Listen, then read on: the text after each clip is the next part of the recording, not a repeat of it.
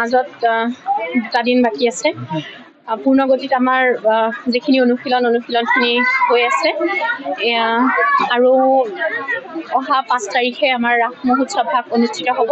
গতিকে সকলো অসমবাসী ৰাইজক ৰাস মহোৎসৱৰ শুভেচ্ছা জনোৱাৰ লগতে আমাৰ ৰাস ভাগ উপভোগ কৰিবলৈ সকলোকে নিমন্ত্ৰণ জনাইছোঁ।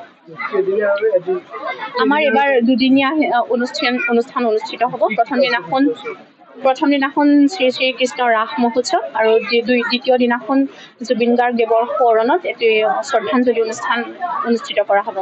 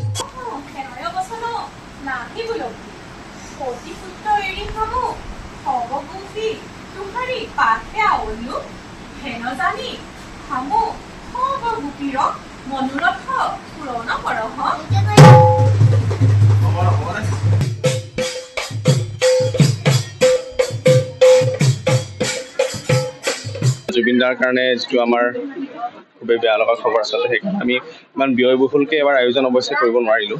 তথাপিও আমি জুবিন দাৰ সোঁৱৰণতে এইবাৰ দুদিনীয়া অনুষ্ঠানেৰে আমি আয়োজন কৰিছোঁ। আমাৰ 5 নৱেম্বৰত আমাৰ শ্ৰী শ্ৰীকৃষ্ণৰ ৰাসলীলা ভাগ অনুষ্ঠান উপস্থাপন কৰিম আমি, আৰু দ্বিতীয় দিনা আমি জুবিন দাৰ সোঁৱৰণতে সৰুকৈ এটি শ্ৰদ্ধাঞ্জলি অনুষ্ঠান আমি আয়োজন কৰিছোঁ।